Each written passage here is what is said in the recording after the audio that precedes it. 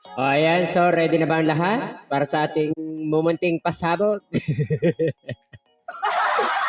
Ito nga po pala ulit ang inyong si Francis Balahura, ang sinasabihang tabingi. Balahurang tabingi. So kahit paano sabihin ninyo, dito kayo mag-focus sa sinasabi ko. Hindi naman importante ang uso kong tabingi o pantay. Bakit ba yung uso ko nakikita nyo? So may papakita ko sa inyo at may tatapik tayo dito at magbibigay tayo ng opinion dahil marami dito ang nagtatag sa akin dito. Talaga itong mga netizen na ito, talaga mga tismosa. So pero dahil nga itinag tayo dito, so magbibigay tayo ng opinion about dito. No? So yan, background natin. So ayan, about daw dito sa 37 na empleyado ng Davao City Public ay positive sa ipinagbabawal na utot. Ay hindi nyo naman ho dapat sa akin ito itinatanong. Dapat kay pulong. Ay hindi ko ito masasagot. Pero kaya ko magbigay dito ng opinion. Ang tanong na lang dito ay kung bakit ganito. Ay dalawang sunod naging presidente yung kanyang ama. Tapos sinundan na siya ay naging mayor. Patuloy sa pagpapatupad ng war on drugs. Ay nakayata itong mga empleyado ay bakit positive? Ay baka kailangan na magpa-drug test ay yung mayor. So ito pa. Liwanagin natin at basahin natin yung maiksing paliwanag dito. So ayan na nga. 37 in Davao City PSSO dismissed for illegal drug use. Basta nasa na yung war on drugs. Basahin natin. At least 37 personnel of the Public Safety and Security Officer PSSO of Davao City were dismissed from service offer. They test positive for illegal pulburon. Ay, sino ngayon ang bangag?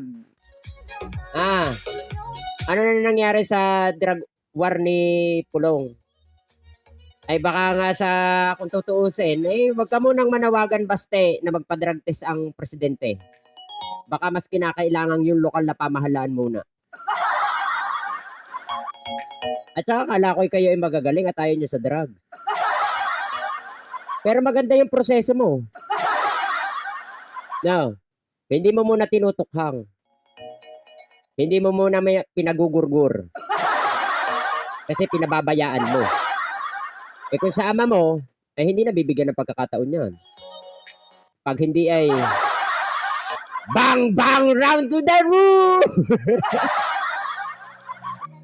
Diyos ko, may similarity yung style nyong mag-ama. No. Pero hindi natin masasabi magkakagaya. No. Dapat, bigyan mo sila ng pagkakataon na sila iparehab mo. No, baka yan mamukat mo, mabalitaan namin, ginurgur mo na rin yan. Paano nakakapasok sa iyo? Wala bang medical pagpasok dyan? Pumapasok sa munisipyo ng Davao pero hindi mo pinapadrug test? Pero maganda yung nangyayari ngayon dyan. Pinapadrug test lahat ng empleyado. So ngayon, pahiya ka na naman. Kaya pala isinisingit mo dapat buo ang unit team. Paano mabubuo ang unit team? Ginugurgur mo yung nasa labas ng munisipyo pero yung mga nasa loob ng munisipyo ligtas. Ay! Mana-mana, like father, like son. Pagkaibigan at kakilala, protektado ka. Pero pag hindi, ay! Gurgur. So ayan, ito lang ang may bibigay kong opinion dito dahil marami yung nagtag sa akin dito.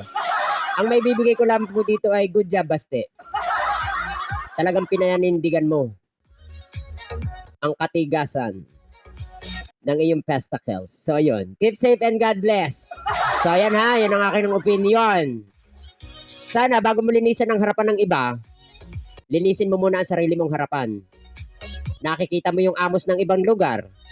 Pero yung harapan ng bahay mo, hindi mo nakikita. Pinababayaan mo pa. So, ayan. Lagi niyong tatandaan. Madalas na ibinabato sa kapwa, yun ang kanilang ginagawa. Meow! 'Di ba tama ako, hindi mali, right? So